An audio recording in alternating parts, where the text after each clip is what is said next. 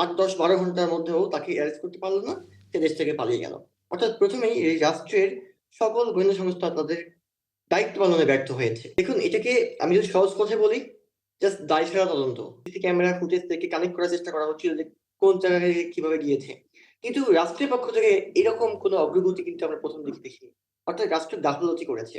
দ্বিতীয়টি আবার হচ্ছে, এখানে গাফলতি করার কারণে জি তাদের দুর্বলতা প্রকাশ পেয়েছে। ওসমান হাদি হত্যাকাণ্ডের বিচার বোধহয় বাংলাদেশের প্রত্যেকটা মানুষই চায়, কারণ যে প্রক্রিয়ায় তাকে হত্যা করা হয়েছে, যেভাবে একটা সম্ভাবনাকে শেষ করে দেওয়া হলো প্রকাশ্য দিবালোকে, এটা আসলে কখনোই কাম্য নয় এবং এরকম বাংলাদেশ কখনোই কেউ প্রত্যাশা করে না। যে কারণে আসলে দেশব্যাপী সেই দাবিটা উঠেছিল খুব দ্রুত বিচার কাজ শেষ হবে, অপরাধী শাস্তি পাবে, সর্বোচ্চ শাস্তি।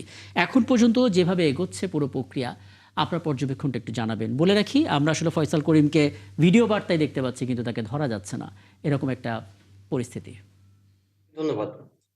ওসমান হাদির যে আজকে খুন হয়েছে, বাংলাদেশের বর্তমান বাংলাদেশের ইতিহাসে এটি খুবই একটি জঘন্য এবং ন্যাক্কারজনক ঘটনা।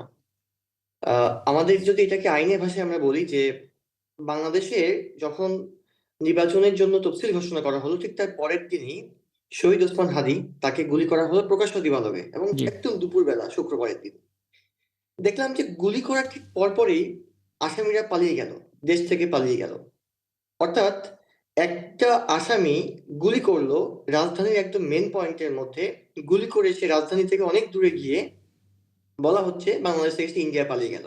জি অথচ কোনো একজন আমাদের বাংলাদেশের যতগুলো ধরেন আহ গোয়েন্দা সংস্থা আছে, একদম যদি আমি বলি হাইয়েস্ট লেভেল থেকে ডিজিএফআই, এনএসআই, এসবি সহ অন্যান্য যারা আছে, প্রত্যেকে ফেল করলো। অর্থাৎ কারো কাছে কোনো তথ্য নেই যে এরকম একটা অপরাধ ঘটানো হলো সঙ্গে সঙ্গে, তারপরে এত ঘন্টা চলে গেল, 8, 10, 12 ঘন্টার মধ্যেও তাকে অ্যারেস্ট করতে পারলো না, সে দেশ থেকে পালিয়ে গেল। অর্থাৎ প্রথমেই এই রাষ্ট্রের সকল গোয়েন্দা সংস্থা তাদের দায়িত্ব পালনে ব্যর্থ হয়েছে, প্রথম কথা। দ্বিতীয় কথা হচ্ছে, রাষ্ট্রের প্রথম দিকে রাষ্ট্রের খুবই আমি নেগলিজেন্স দেখেছি। অর্থাৎ এই রাষ্ট্র যে গুরুত্ব দিয়ে এটাকে দেখবে, এটা দেখেনি।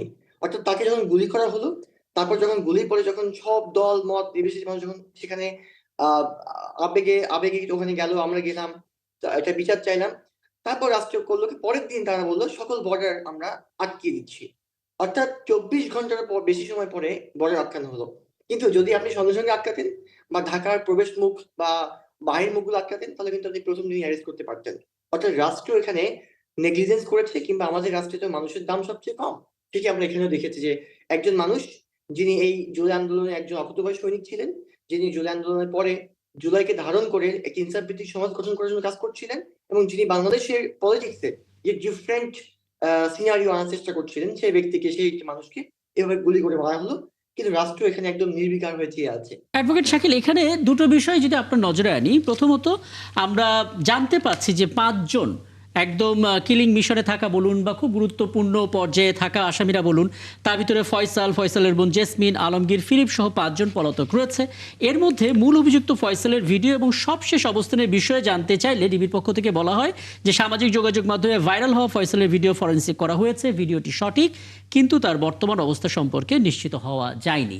মানে এটা আসলে তদন্তের অগ্রগতি বলা যায় নাকি দুর্বলতা? দেখুন, এটাকে আমি যদি সহজ কথায় বলি, জাস্ট দায়সারা তদন্ত। আমরা দেখতে পাচ্ছি টোটাল মোট মানে 17 জনকে আসামি করা হয়েছে।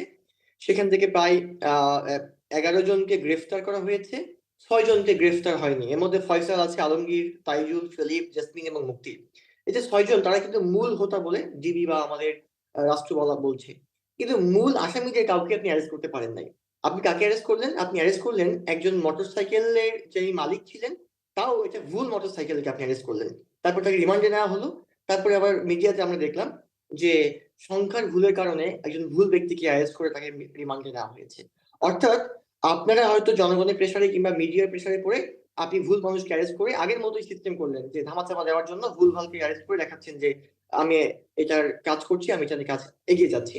কিন্তু আপনি মূল আসামিদেরকে, কিংবা এটার সঙ্গে যারা ক্লিন মিশনে অংশগ্রহণ করেছে, যারা এটা প্ল্যানিং করেছে, যারা এখানে একদম ডিরেক্টলি কানেক্টেড ছিল প্ল্যানিং এ, কিংবা এখানে এই কাজটাকে অ্যাকশনে, আপনি কাউকে অ্যারেস্ট করতে পারলেন না। তাহলে এটাকে কোনোভাবে আমি অগ্রগতি, কিংবা এটাকে কোনোভাবেই আমি রাষ্ট্রীয় নিরাপত্তাটাকে নিশ্চিত বলতে পারছি না।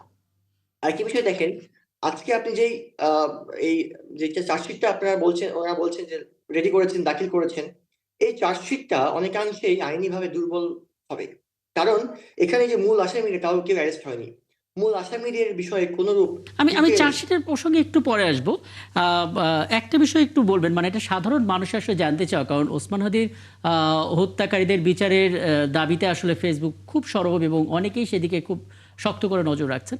অনেকে এটা জানতে চাইছিলেন যে আসলে আমাদের অপরাধী যারা, তাদেরকে ধরতে না পারাটা আমাদের কি দুর্বলতা নাকি গাফেলতি, এবং যদি এমন হয় যে প্রযুক্তিগত দুর্বলতা আমাদের আছে, তাহলে গ্লোবাল অ্যালায়েন্সের মাধ্যমে সেই সক্ষমতাকে বাড়ানো যায় কিনা, মানে আপনার অভিজ্ঞতা কি?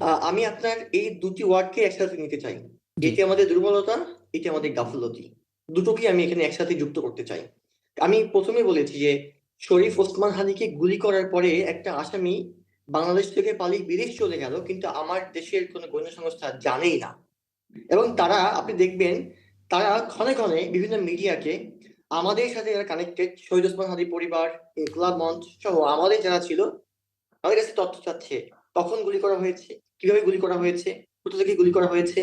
আপনি দেখেন, বেশ কিছু প্রাইভেট সেক্টরের কিছু লোকজন কিন্তু সেইগুলোকে বিভিন্ন প্রমাণ দিয়েছে যে কোথা থেকে কিভাবে পালিয়ে গেল, তারপরে কিভাবে কোন কোন আপনার ওই যে সিসি ক্যামেরা ফুটেজ থেকে কানেক্ট করার চেষ্টা করা হচ্ছিল যে কোন জায়গায় কিভাবে গিয়েছে। কিন্তু রাষ্ট্রের পক্ষ থেকে এরকম কোনো অগ্রগতি কিন্তু আমরা প্রথম দিকে দেখিনি। অর্থাৎ রাষ্ট্র গাফলতি করেছে। দ্বিতীয়টি আবার হচ্ছে এখানে গাফলতি করার কারণে জি। তাদের দুর্বলতা প্রকাশ পেয়েছে।